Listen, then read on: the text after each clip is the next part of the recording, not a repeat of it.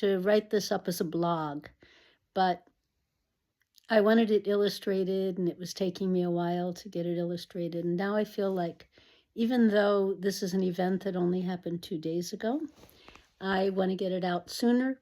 So I thought I'd try just telling it. So here's what it is. On Thursday, February 5th, I woke up at 5 o'clock in the morning, which is much earlier than I usually do. But I thought, oh, well, this will give me a longer time for meditation. So I went downstairs and I set up my meditation space, and I sat down and I went through the ritual part of the meditation that I always do.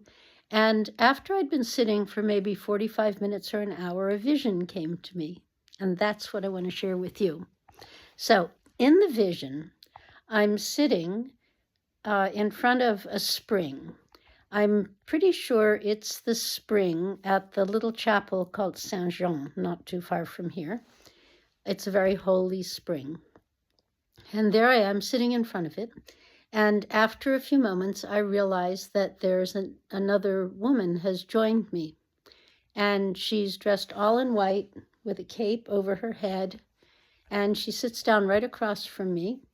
And we look at each other without speaking. And I realize that she's a really old woman. And I feel glad to be sitting at this spring with an old woman. So I close my eyes. And when I open them, there are many of these women, and there's a circle of women in white sitting around this low stone wall with a spring inside it. And I'm so pleased to be there. I feel full of joy.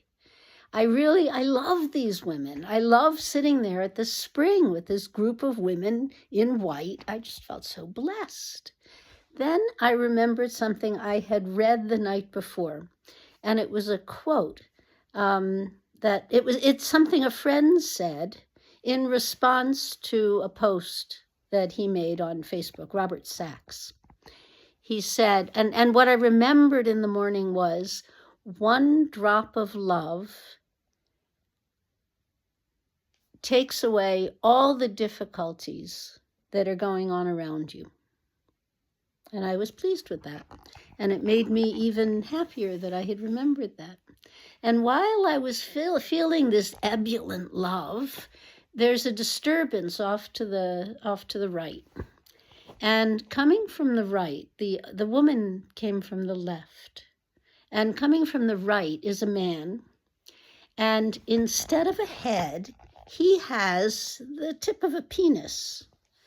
And I look at him, and while I'm looking at him, lots of other men are coming from different directions, joining this guy, and all of their penis heads are growing, are getting bigger and bigger, and their necks are stretching. And then one of them hits another, and then suddenly they're all bashing each other with their penises, with their long penises. And we women are just sitting there by the source in meditation without speaking, just holding that space.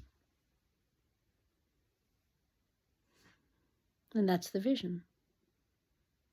The following morning, I had another vision that fits with the first one. So the second morning, which was Friday, February 6th, yesterday, I woke up again at 5 in the morning, and I went downstairs again, and I did an extra long meditation. And at about the same period, 45 minutes, an hour in, I get a vision. And this is the vision. I see a knight in full armor, head, everything, sitting by a little campfire. I don't think that knights can actually sit down next to campfires, but in a vision, anything can happen. So in this vision, the knight's headgear suddenly falls into his suit of armor, leaving a black hole. And out of that black hole arises, like smoke from a pipe or something, a ghost, a very feminine, beautiful, graceful ghost spirit, who goes higher and higher off to the left until she disappears in the smoke and the heat from the fire.